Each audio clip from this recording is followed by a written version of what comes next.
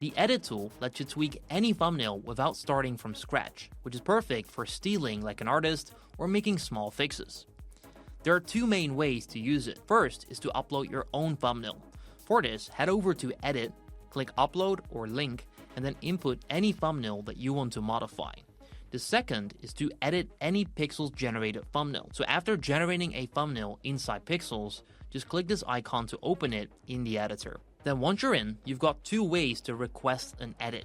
First is a prompt-based edit, which simply type in what you want to change, like remove the text, add fire in the background, change the t-shirt to red, and then that gets done, which is great for general improvements or simple changes. Or you can make manual edits. For that, use the brush or rectangle tools to highlight the exact area that you want to edit and then describe what needs to be done, like fixing an imperfection, changing a logo, or removing something. And by the way, our face swap feature has now moved to the editor as well. You can check out our dedicated tutorial for all the nuances and tips on that. And of course, if you have any additional questions, don't hesitate to open a support ticket, as we're always happy to help you out.